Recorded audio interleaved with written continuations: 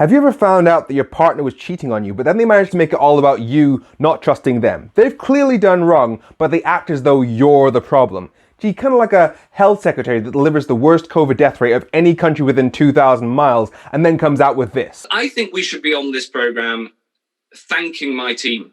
Every time this government does something wrong, they put a lot more effort into keeping us quiet about their screw-ups than actually helping us by fixing them. And this new anti-protest law is just more of what we've already seen. For example, with Black Lives Matter, thousands of people protested against systemic racism here, and the government knew that those people had a point because their own website shows that black people are stopped and searched by police 10 times more than white people, even though their own data also shows that white people are more likely to have drugs on them when they're stopped and searched. They also know that Oxford University used identical CVs that prove that people with Black, Asian or Middle Eastern names have to send between 70 and 90% more job applications to get a call back. And what's their response been so far? Boris Johnson's reaction after the protest was to say, "What I really want to do as Prime Minister is change the narrative so we stop the sense of victimisation." In other words, I'm sorry that you all feel like victims, but we're going to try and talk you out of that. This is a choice that they're making. For example, instead of using their majority of 80 MPs to pass laws to make blind CVs mandatory, which would completely eliminate the advantage that white-sounding names have over black-sounding names, they instead just declared that it's illegal to teach that white privilege exists. That's a choice. And in response to people throwing a statue of a slave trader into a river and graffitiing the word racist onto the statue of somebody who said that white people are a superior race to black people, the government could have acknowledged that societies only put up statues of people they admire, just as they plan to do with Sir Captain Tom Moore. So maybe it's more appropriate for the statues of people who murdered and enslaved thousands of black people to be in public museums rather than in town squares. In other words, they could choose to put the people who vandalized the statues of murderous racists on the wrong side of the law, or they could put having statues of murderous racists on the wrong side of the law. You get me? On the environment, this government is backing the creation of a new coal mine and a new oil drilling platform in the North Sea, and has put Extinction Rebellion and Greenpeace on a terrorist watch list ahead of the International COP Climate Summit, which they'll be hosting in the UK this year.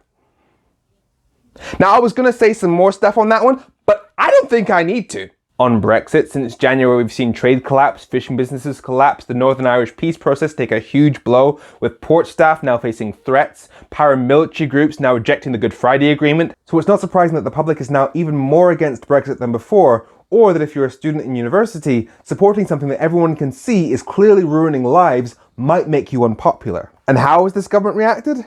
It's assigned a free speech champion, and one of the reasons they gave for this is that 4 out of 10 Brexit supporters in universities felt uncomfortable outing themselves. Again, a choice. You can either fix the problems that your Brexit created, or you can try and silence the anger against those who support it. Not to mention the fact that in the election that decided whether or not we would leave the EU, they denied 16-year-olds the vote because they vote for a party that would have kept us in the EU. And whilst the age of voting should be a debate that we have in this country, to suddenly thrust upon us right now, when we know it'll probably favour one particular party, now's not the right time to do it. So the problem wasn't that they were delivering a Brexit that the people most affected by Brexit did not want. The problem was their willingness to tell you that they did not want it. And what about the right to protest? A key part of any free and democratic society, a right that's in pretty much every human rights law and treaty in existence. We've seen literally millions of people marching against government policy in recent years, be it against racism, violence against women, climate change, the damage of Brexit. The government knows about all of these things. And rather than helping to fix those problems, this government just voted for a law which makes it illegal to hold a protest which is noisy enough to have an impact on people nearby.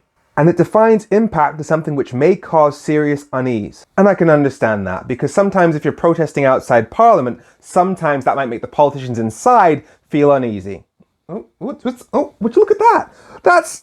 They even put in a part specifically against one-person protests, which can only be in response to Steve Bray, aka Stop Brexit Man, who stood outside Parliament for 3 years because he was desperate to prevent the damage that we can all see now. This is how far they're willing to go to avoid criticism. We're genuinely at the point where I can be an MP in Parliament, passing laws which all of my experts tell me will ruin lives. And if I hear protesters outside making me feel uneasy about doing that, I can just release the hounds. And they'll try and play it off like they're just trying to keep us all safe. But even if I was willing to to take lectures on public safety from the government with the highest excess death rate in all of Europe.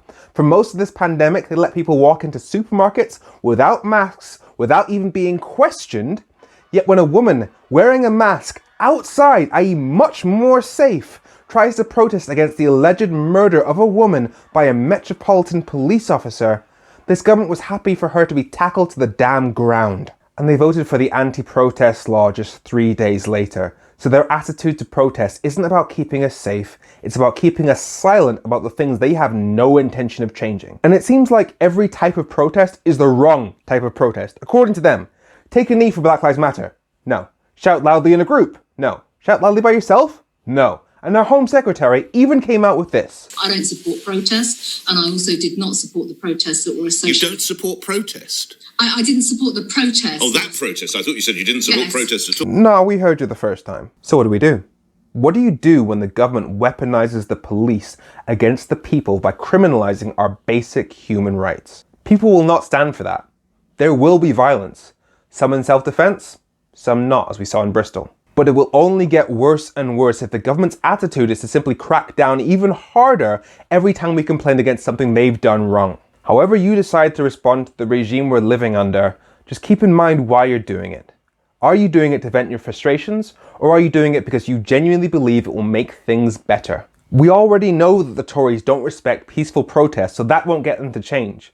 We also know that they use the minority of people who were violent at the Black Lives Matter protest to justify the measures they're taking to suppress protests now. So whether you protest or whether you riot, Tories still gonna Tory. My point is, the Tories are not your audience. The people who we need to turn this country around are voters. And when it comes to protest, when they start seeing the government cracking down, you need to decide what will get them to oppose the government more. Seeing the police arrest peaceful protesters, or seeing the police arrest rioters who are setting fire to police vans.